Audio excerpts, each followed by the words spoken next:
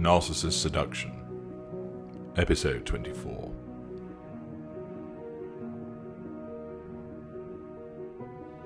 Another week had passed, and Wynne was sat at home. It was a Friday, and the beginning of December. He had toyed with putting his decorations up, but decided that he would invite his nephews around tomorrow and put up the Christmas tree with them.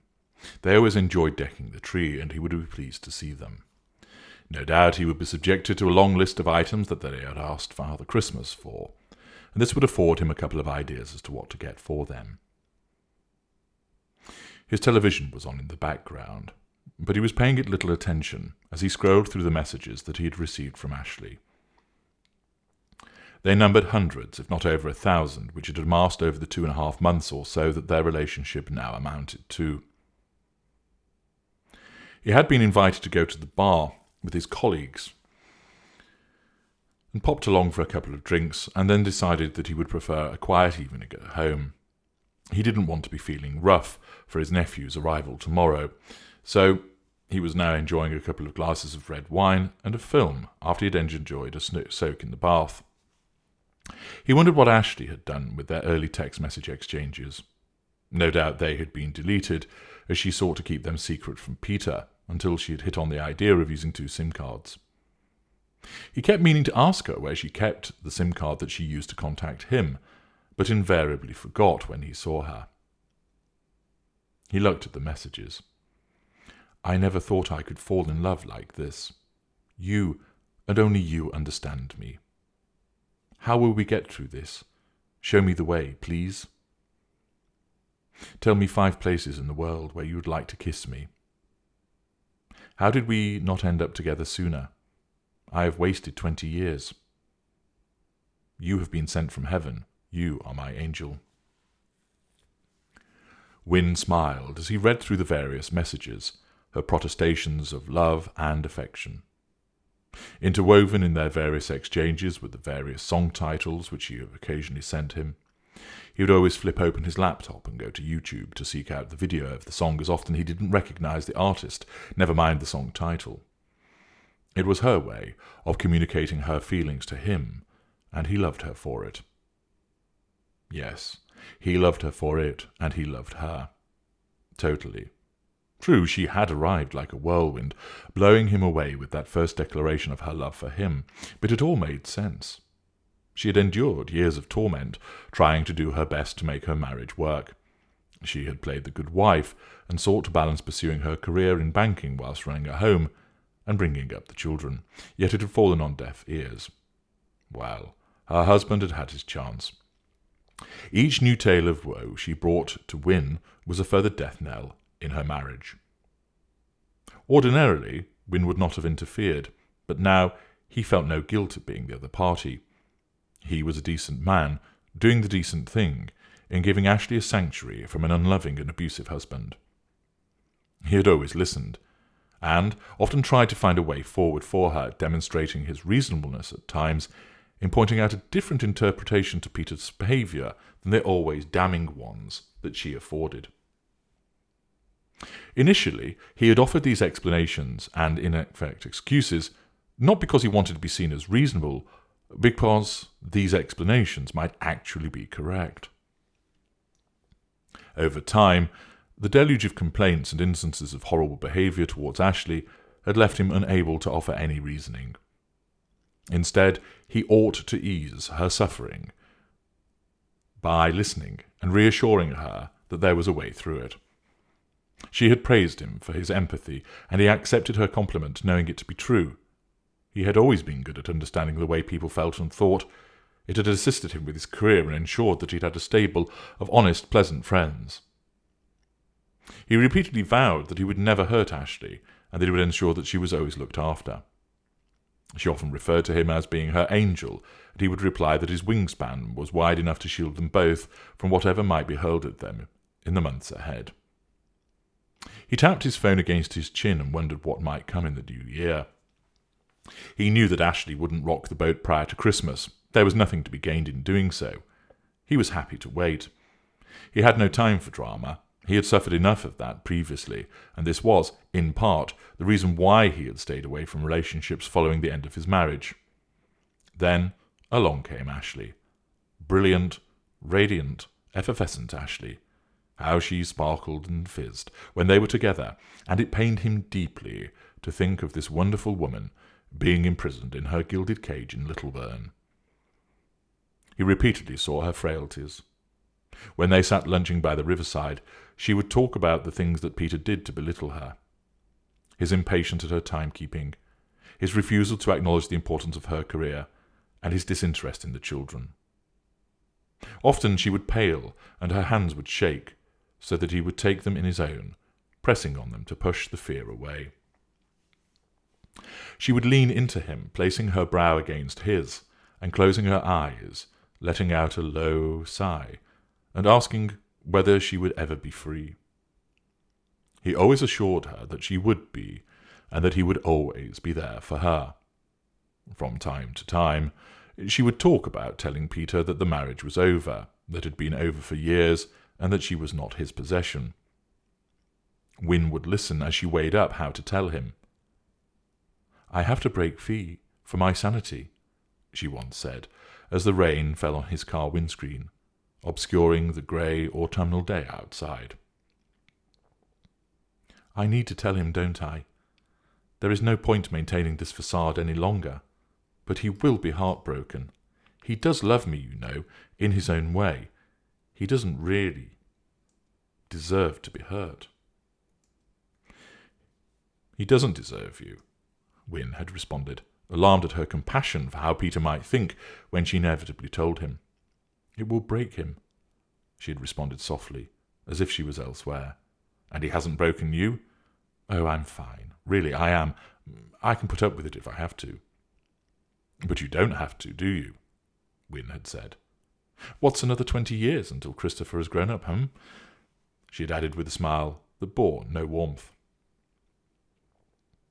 "You see, this is what he's done to you. He makes you think that it is your fault, that you have to go along with it. He has made you codependent on him," Wynne had urged, concerned by the resignation in her eyes. He had no wish to push her into leaving Peter, but he didn't want her to feel sorry for him. That bastard deserved no compassion. Wynne was jolted from the memory of that conversation by the ringtone of his mobile. He looked at the display and saw that it was Ashleigh calling on her home phone. It was only 7:30 p.m. and Amelia would still be awake. Why was she calling at this time? "Hello?" answered Wynne. "Ian, hi, it's me." "What's the matter?" asked Wynne. He detected the tremble in her voice, despite her speaking only a few words. "I can't do this any more, Ian, I can't," she said, stifling a sob. Wynne's heart began hammering. Had she had a change of heart?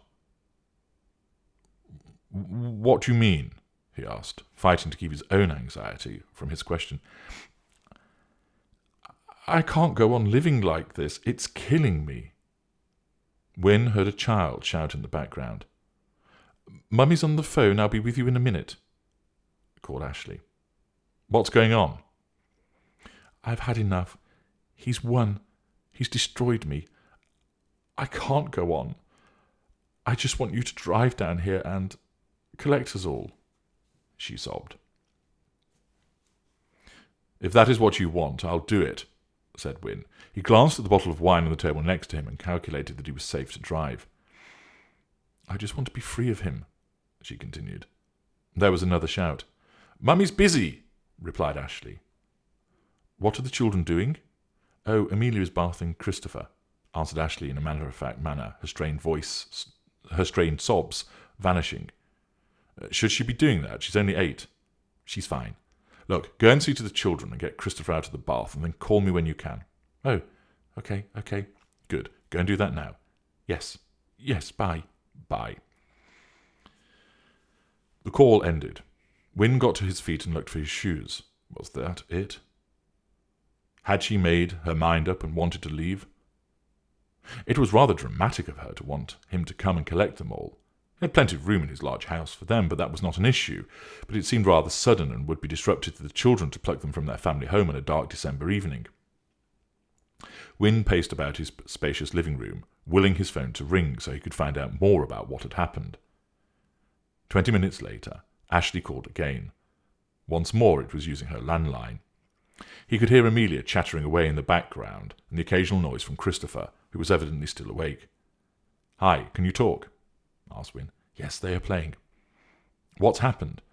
"I can't take it any more. I've missed seeing you today, and it has brought it home to me. I don't want to be here. I want to be with you. You have to get me out of here." "What, now?" "I think so. I'll do it, but I'm just thinking about the children. Amelia will find it a bit strange coming to stay at my house." "She'll be all right. I'll just tell her something. She won't care about being away from him. It's not as if he's a father to her." "I know, but still, it's 8 p.m. and Christopher should be in bed." "Yes, but I'm trapped here. Can't you see? This is what he wants. He wants me here all the time. He doesn't want me to work. He doesn't want me to see friends. He just wants me kept in this bloody house with these bloody baubles and trinkets so he can do as he pleases to me." She let out a wail, and Wynne heard Amelia asking if her mummy was okay. "Ashleigh? Ashleigh, can you hear me?" said Wynne. She gave a tearful snort. Yes, please, Ian, just stop him. Can't you stop him?" "I can, but you need to think of the children. Amelia will be wondering what's going on with you, crying and also talking to me. She's not daft." "No, she's not. She's clever, aren't you, sweetie, just like Mummy?" "Can't you go to your parents?" "No, they're in Gran Canaria. They always go this time of year. What about a friend's house?" "Oh, I can't impose on them. I don't want them knowing my business. It's just him is a beast, a tyrant, and he thinks he rules this place. Doesn't he, Amelia? Thinks he can tell us what to do. Well, we aren't going to let him play his games any more, are we?" "Ashleigh, stop it. You're going to confuse her," urged Wynne down the phone.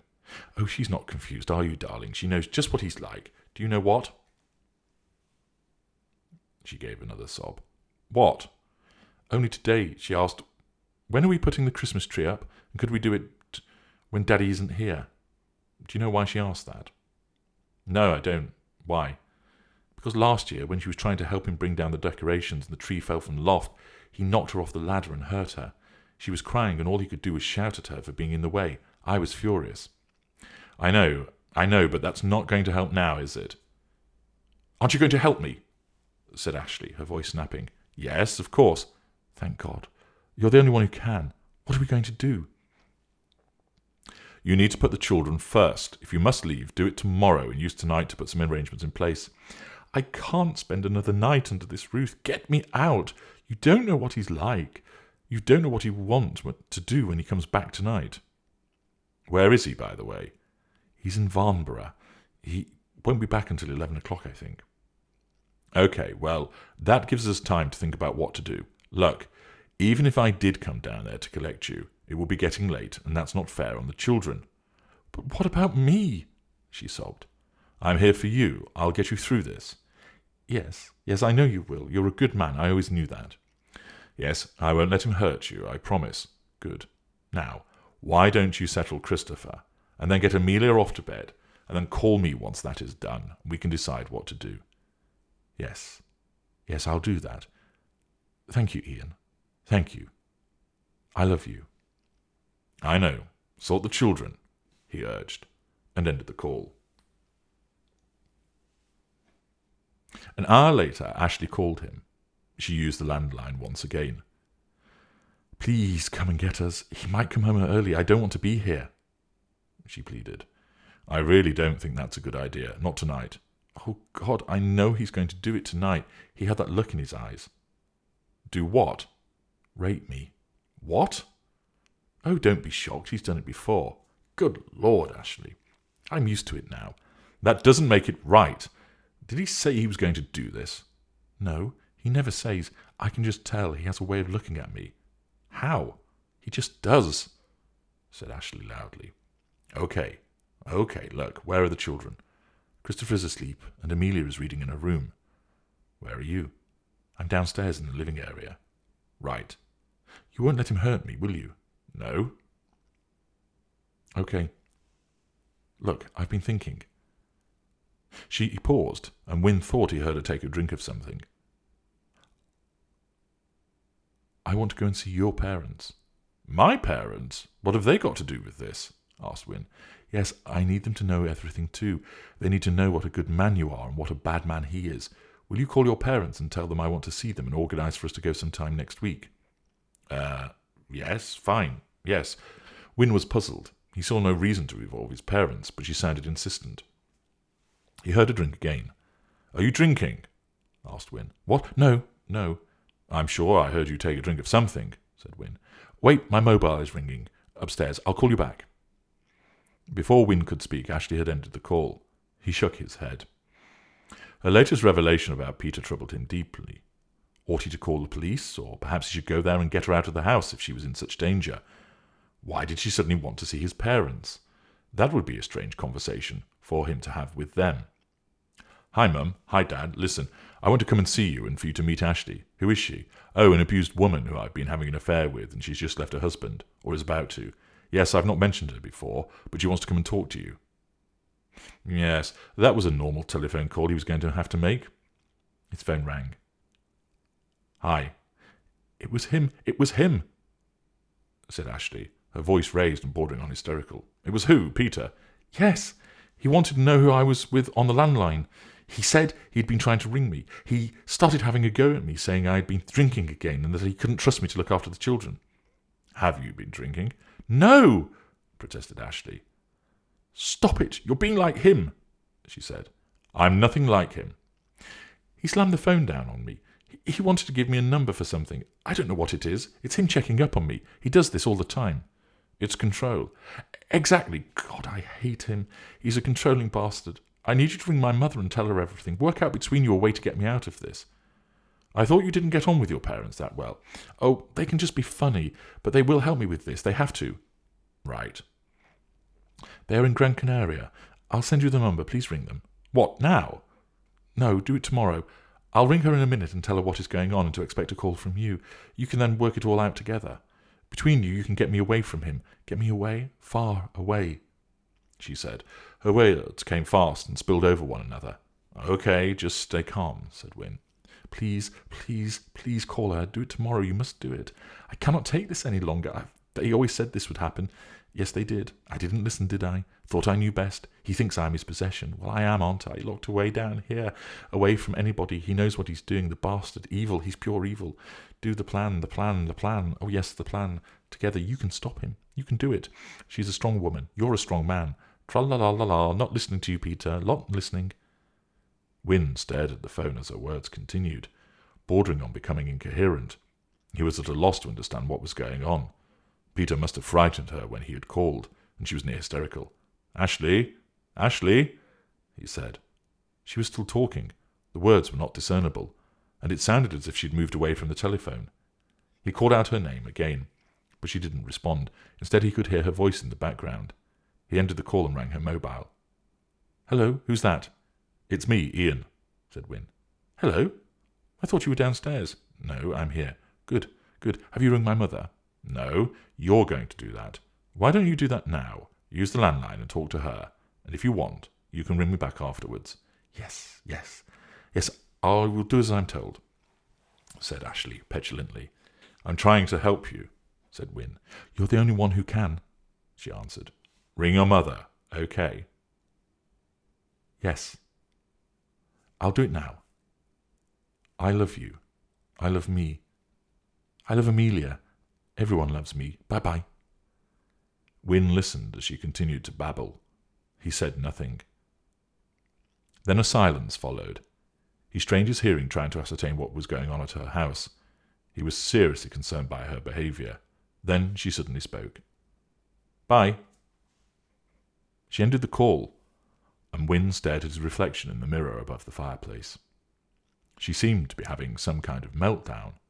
Then again, it was no wonder, given what she had to put up with. He waited a moment, and then rang the landline. He received the engaged tone beeping in his ear. Wynne relaxed slightly, glad that she was at least talking to her mother. He finished the call and reached for his wineglass, but then moved his hand away. He looked at the clock. It was 9:40 p.m. Much as he needed a drink, he decided he had better not. This evening might not yet be over.